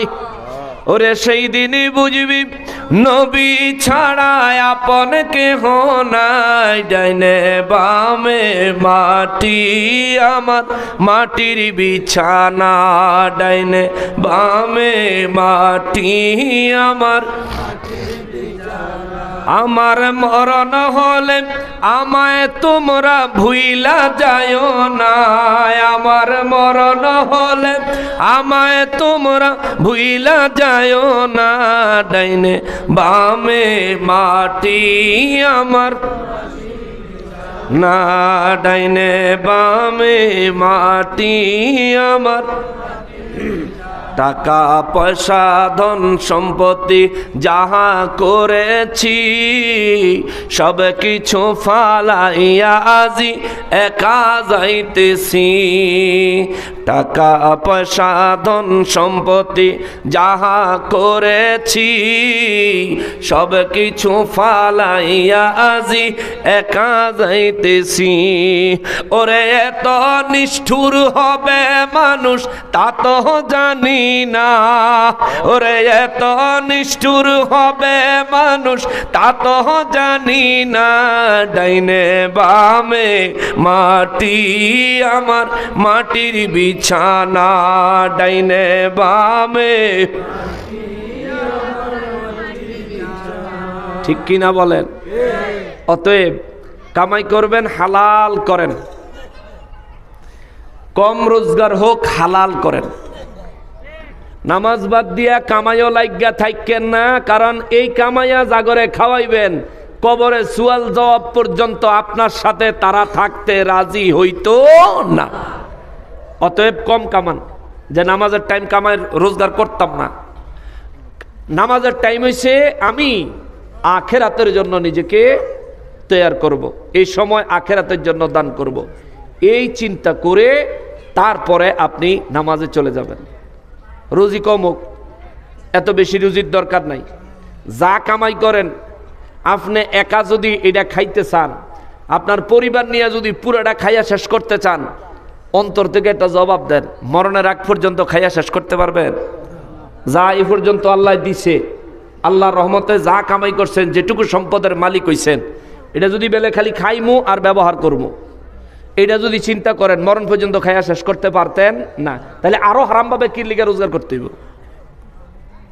হারামভাবে আরো কেন কামাই করতে হবে? হালাল ভাবে করেন, 1000 কোটি টাকার মালিক হয়ে যান, কোনো অসুবিধা নাই। হারামভাবে 1 টাকা যদি আর্ন করেন, 1 টাকা যদি হারামভাবে আসে আপনার কাছে, এই 1 টাকার হিসাব কিয়ামতের ময়দানে দিতে দিতে জিন্দেগি শেষ হয়ে যাবে।